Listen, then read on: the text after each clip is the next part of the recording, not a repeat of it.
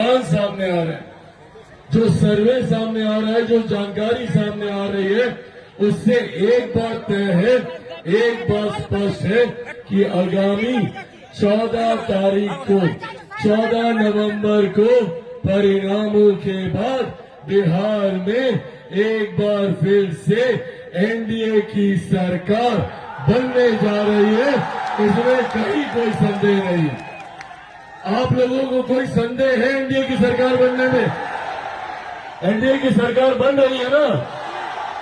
अब जब एनडीए की सरकार बनने जा रही है तो ऐसे में सुगौली विधानसभा की महान जनता के ऊपर ये बड़ी जिम्मेदारी आती है, और ये जिम्मेदारी अगले 3-4 दिन निरंतरता में इसका एहसास रखकर आप सबको निभानी होगी।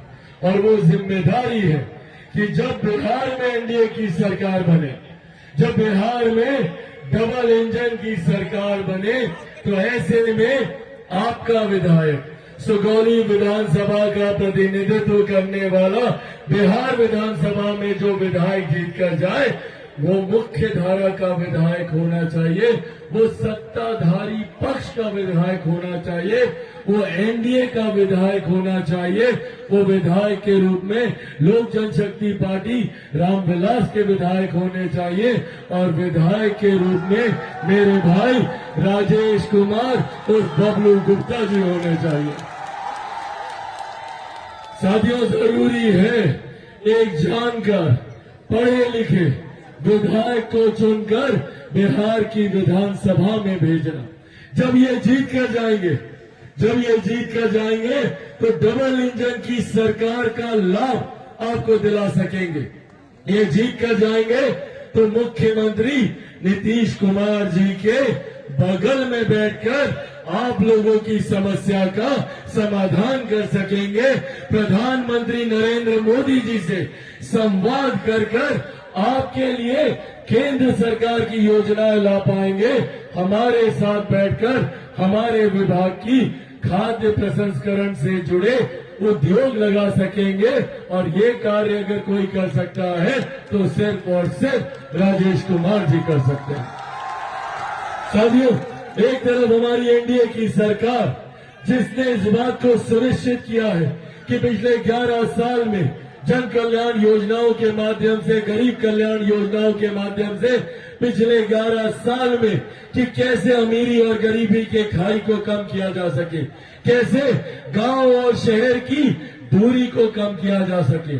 और इन गरीब कल्याण योजनाओं का ही असर है, भले वो महिलाओं के स्वास्थ्य को ध्यान में रखते हुए उज्ज्वला योजना का निर्माण हो, या शौचालय बनवाना हो, या फिर कोई गरीब परिवार आर्थिक अभाव से इलाज से वंचित न रह जाए, आयुष्मान के माध्यम से 5-5 लाख रुपए का मुफ्त इलाज कराना हो, या फिर दुनिया की, देश की नहीं दुनिया की सबसे बड़ी गरीब कल्याण की योजना जिसका श्रेय मैं मेरे नेता, मेरे पिता आदरणीय रामविलास पासवान जी को भी देता हूं कि आज उनकी वजह से, प्रधानमंत्री गरीब जन कल्याण योजना की वजह से आज भी देश में 80 करोड़ लोगों को मुफ्त में अनाज दिया जा रहा है। ये देन हमारी केंद्र सरकार, हमारे प्रधानमंत्री आदरणीय नरेंद्र मोदी जी की है, और यहाँ बिहार में इन्हीं योजनाओं को गति देने का काम हमारे मुख्यमंत्री नीतीश कुमार जी कर रहे हैं। भले वो पेंशन योजना में वृद्धि की बात हो, या बिजली यूनिट में उसको मुफ्त देने की बात हो, और या फिर भारी संख्या में यहाँ पे महिलाएं मौजूद है, महिलाओं के खाते में 10-10 हजार रुपए भिजवाना हो, और ये तो अभी पहली किस्त है।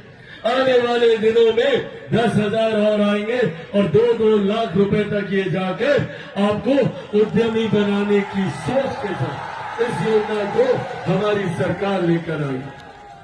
पर ये व्यवस्था आगे भी ऐसे चलती रहे जरूरी है, और ये व्यवस्था तब आगे चलेगी जब हमारे विधानसभा से, सुगौली विधानसभा से हमारे साथी, हमारे भाई यहाँ राजेश कुमार जी को आप लोग जब भारी मतों से विजयी बनाइएगा।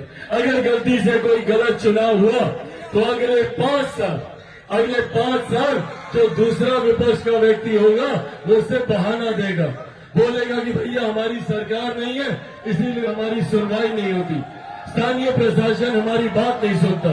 तो जब अगले 5 साल पता है कि एनडीए की सरकार बनने जा रही है तो फिर क्यों किसी विपक्ष के साथी का साथ देना?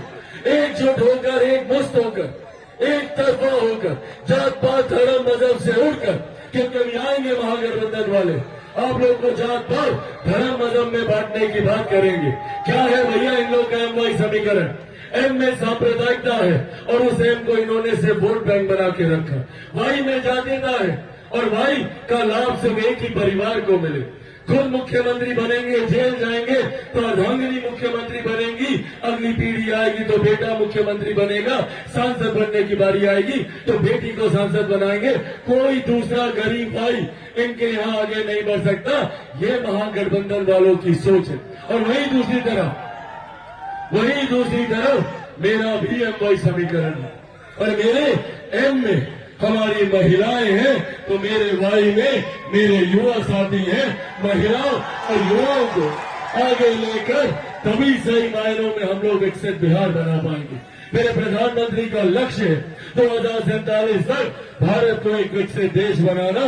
भारत विकसित देश तब बनेगा जब मेरा बिहार विकसित होगा, बिहार का हर एक जिला विकसित होगा, बिहार की हर एक विधानसभा विकसित होगी, जब हमारी सुगौली विकसित होगी, जब यहाँ का हर एक प्रखंड विकसित होगा, हर एक पंचायत, हर एक गांव, हर एक घर, हर एक परिवार, संभवतः जब हर एक व्यक्ति विकसित होगा, मुख्य धारा के साथ जुड़ेगा, तब हम लोग विकसित बिहार बना पाएंगे और तब हम लोग विकसित देश के लक्ष्य को पूरा कर सकेंगे।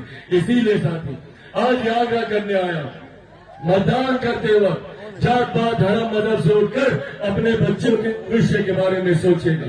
पीढ़ियां बीत गई बिहार को विकसित राज्य बनाने की सोच रखते हुए, क्योंकि लोग सिर्फ जात पात धर्म मजहब में हम लोग को बांटने का काम करते थे। मेरे नेता, मेरे पिता आदरणीय रामविलास पासवान जी ने एक विकसित बिहार का सपना देखा था और आज उन्हीं के सपनों को पूरा करने के लक्ष्य के साथ मैं आगे बढ़ा हूं। बिहार को फर्स्ट और बिहारियों को फर्स्ट बनाने के लक्ष्य के साथ आगे बढ़ा और इसीलिए आज आप सबसे आग्रह करने आए। अकेले इस लक्ष्य को चिराग पासवान पूरा नहीं कर सकता। जरूरत है मुझे आप सबके साथ की और आप सबके साथ के माध्यम से जब मेरे तमाम साथी जीतेंगे, जब राजेश कुमार जी यहाँ से जीतेंगे, तब मेरा वो लक्ष्य पूरा होगा। और इस लक्ष्य को पूरा करने के लिए आगामी 11 तारीख को आप सबको मतदान केंद्र जाना है और मेरे तमाम जितने युवा साथी हैं, आप लोगों की जिम्मेदारी है कि आपके बूथ पे कोई छूटना नहीं चाहिए। दादा दादी, चाचा चाची, नाना नानी, यार दोस्त, अड़ोस पड़ोस, रिश्तेदार, सबको लेकर जाना चाहिएगा ना भैया? पक्का जाइएगा? दोनों हाथ उठाकर वादा कीजिए, जाइएगा ना? कितने नंबर पर बटन दबाइएगा? कितना नंबर? सबको पता है 2 नंबर?